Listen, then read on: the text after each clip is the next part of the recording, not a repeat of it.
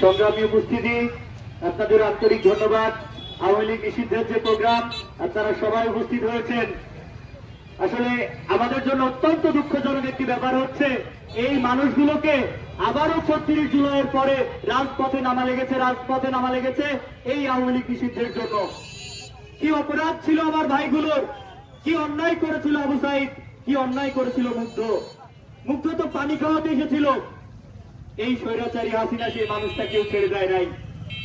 আপনারা যদি মনে করেন অনেকে আজকে এসি রুমে বসে ফোমের চেয়ারে বসে সিদ্ধান্ত দেন আওয়ামী লীগ নিষিদ্ধ হবে কিনা, স্পষ্ট ভাষায় বলতে চাই, আওয়ামী লীগ নিষিদ্ধ হবে কিনা এটা জানতে চাইলে সেই মায়ের কাছে আসুন যে মা হারিয়েছে তার প্রিয় সন্তানকে, সেই স্ত্রীর কাছে আসুন যে স্ত্রী হারিয়েছে তার প্রাণ প্রিয় স্বামীকে, সেই সন্তানের কাছে আসুন যে সন্তান হারিয়েছে তার বাবাকে।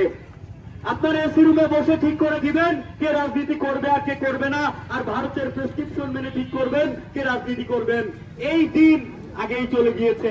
যারা এখনো নীতি নির্ধারক মহলে থেকে মনে করছেন আওয়ামী লীগকে পুনর্বাসন করা সম্ভব, আপনারা এখনো স্বপ্নের রাজ্যে বসে আছেন।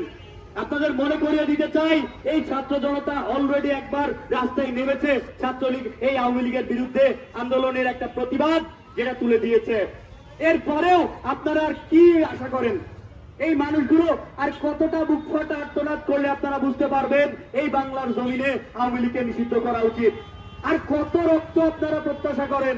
আর কত মায়ের বুক আপনারা খালি করতে চান? আর কত স্ত্রীর সন্তান স্বামীগুলোকে আপনারা নিশ্চিহ্ন করার পরে আপনাদের মনে হবে এই বাংলা থেকে আওয়ামী লীগের বিদায় সম্ভব? অনেকেই মনে করেন আওয়ামী লীগ আবার ফেরত আসবে কিনা। সংগ্রামী উপস্থিতি, মনে রাখবেন গণঅভ্যুত্থান পরবর্তী কোন ফ্যাসিস্ট এই পর্যন্ত আর ফিরে আসে নাই। 69-এর পরে যেমন আইয়ুব খান ফিরে আসে নাই, এরশাদ যেমন ফিরে আসে নাই, আপনারা নিশ্চিত থাকেন আওয়ামী লীগও আর কখনো ফিরে আসবে না। এখনো যারা যদি কিন্তুর মধ্যে বসবাস করছেন, মনে রাখবেন আওয়ামী লীগের রাজনীতি বাংলাদেশ থেকে নিশ্চিহ্ন হয়ে গিয়েছে। সংগ্রামী উপস্থিতি, সকলকে আপনাদের প্রতি আমার আন্তরিক ধন্যবাদ।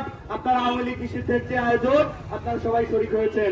পরবর্তীতে প্রত্যেকটি আন্দোলনে আপনারা স্বতঃস্ফূর্ত ভূমিকা নিয়ে আপনারা আমাদের এই সংস্কারগুলোকে যেন আমরা করতে পারি। মনে রাখবেন সংস্কার কমিশন অনেকগুলো সরকার করেছে, আর এই সংস্কার কমিশন এখন পর্যন্ত সঠিক কোনো রেজাল্ট দিতে পারে নাই। মনে রাখবেন যে হানিমুন পিরিয়ড শুরু হয়েছে, এটা বেশি দিন থাকবে না। তাই যা রয়েছেন যে উপদেষ্টাগণ, প্রত্যেকের প্রতি আন্তরিক অনুরোধ, আপনারা সঠিক সংস্কার করে আপনাদের জায়গা থেকে বিদায় নেবেন। সবাইকে ধন্যবাদ। আসসালামু আলাইকুম।